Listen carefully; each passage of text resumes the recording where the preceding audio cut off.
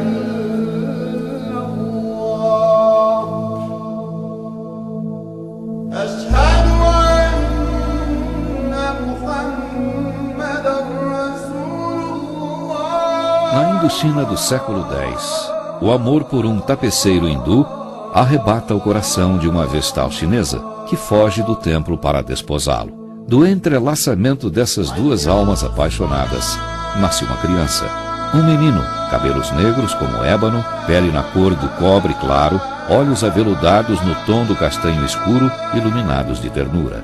O espírito que ali reencarnava trazia gravada na memória espiritual a missão de estimular as almas desejosas de conhecer a verdade.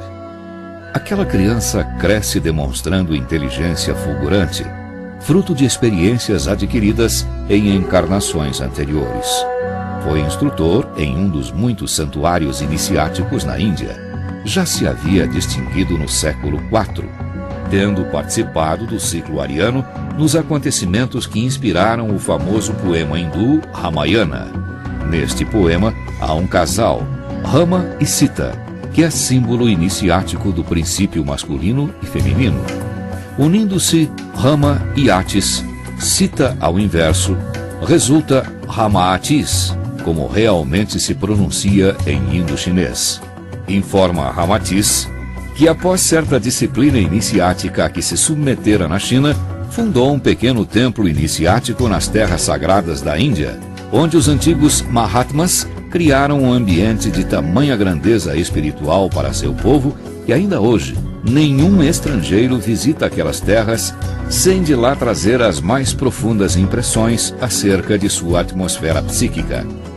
Foi adepto da tradição de Rama, naquela época, cultuando os ensinamentos do reino de Osíris, o Senhor da Luz, na inteligência das coisas divinas. Mais tarde, no espaço, filiou-se definitivamente a um grupo de trabalhadores espirituais cuja insígnia, em linguagem ocidental, era conhecida sob a pitoresca denominação de Templários das Cadeias do Amor. Trata-se de um agrupamento quase desconhecido nas colônias invisíveis do além, junto à região do Ocidente, onde se dedica a trabalhos profundamente ligados à psicologia oriental. O templo por ele fundado foi erguido pelas mãos de seus primeiros discípulos. Cada pedra de alvenaria recebeu o toque magnético pessoal dos futuros iniciados. Nesse templo, ele procurou aplicar a seus discípulos os conhecimentos adquiridos em inúmeras vidas anteriores. Alguns deles estão atualmente reencarnados em nosso mundo e já reconheceram o antigo mestre através desse toque misterioso, que não pode ser explicado na linguagem humana. Na Atlântida, foi contemporâneo do espírito que mais tarde seria conhecido como Allan Kardec, e na época era profundamente dedicado à matemática e às chamadas ciências positivas. Posteriormente, em sua passagem pelo Egito, no templo do faraó Mer-Nefta, filho de Ramsés, teve novo encontro com Kardec, que era então o sacerdote Amenófis. No período em que se encontrava em ebulição os princípios e teses esposados por Sócrates, Platão, Diógenes e mais tarde cultuados por Antístenes, viveu este espírito na Grécia na figura de conhecido mentor helênico, pregando entre discípulos ligados por grande afinidade espiritual a imortalidade da alma, cuja purificação ocorreria através de sucessivas reencarnações. Seus ensinamentos buscavam acentuar a consciência do dever, a autorreflexão e mostravam tendências nítidas de espiritualizar a vida.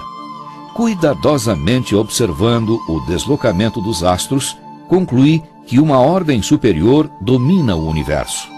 Muitas foram suas encarnações. Ele próprio afirma ser um número sideral.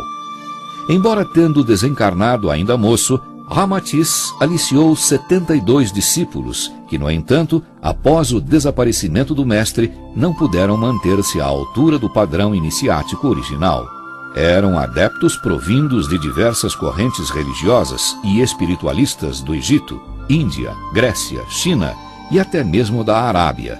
Apenas 17 conseguiram envergar a simbólica túnica azul e alcançar o último grau daquele ciclo iniciático. Em meados da década de 50, à exceção de 26 adeptos que estavam no espaço, desencarnados, cooperando nos trabalhos da Fraternidade da Cruz e do Triângulo, o restante havia se disseminado pelo nosso orbe, em várias latitudes geográficas. Destes, 18 reencarnaram no Brasil, 6 nas 3 Américas, do Sul, Central e do Norte, e os demais se espalharam pela Europa e principalmente pela Ásia. Em virtude de estar a Europa atingindo o final de sua missão civilizadora, alguns dos discípulos lá reencarnados emigrarão para o Brasil, em cujo território, afirma Ramatiz, se encarnarão os predecessores da generosa humanidade do terceiro milênio.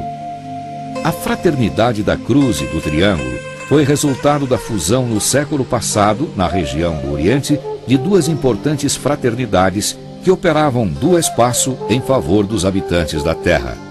Trata-se da Fraternidade da Cruz, com ação no Ocidente, divulgando os ensinamentos de Jesus, e da Fraternidade do Triângulo, ligada à tradição iniciática e espiritual do Oriente.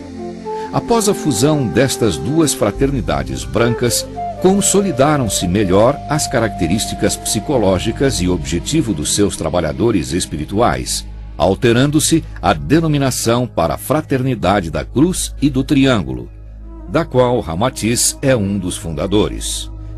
Asseguram-nos alguns mentores que todos os discípulos dessa fraternidade, que se encontram reencarnados na Terra, são profundamente devotados a duas correntes espiritualistas, a oriental e a ocidental.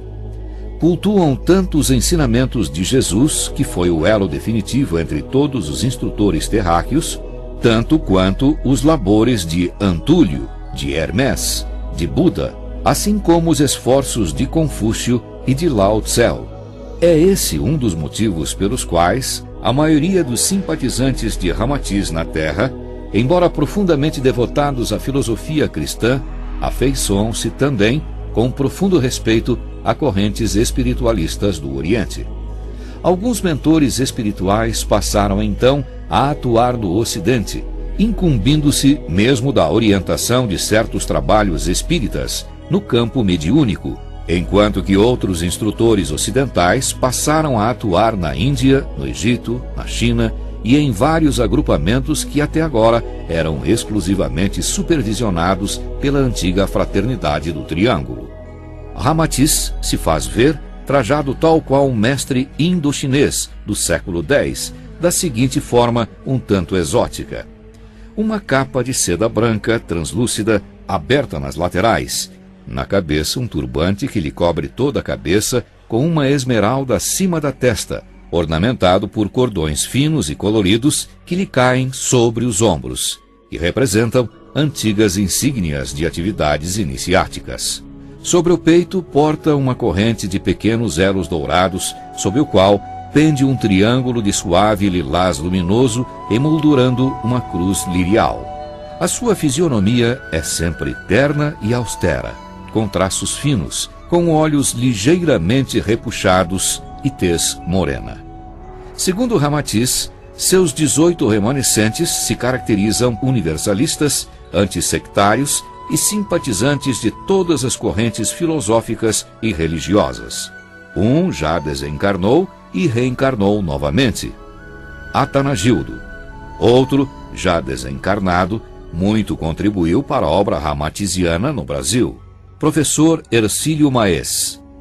Outro é Demétrios, discípulo antigo de Ramatiz, e Dr. Atmos. No templo que Ramatiz fundou na Índia, estes discípulos desenvolveram seus conhecimentos sobre magnetismo, astrologia, clarividência, psicometria, radiestesia e assuntos quirológicos aliados à filosofia do duplo etérico. Os mais capacitados lograram êxito e poderes na esfera da fenomenologia mediúnica, dominando os fenômenos de levitação, ubiquidade, vidência, êxito e poderes na esfera da fenomenologia mediúnica.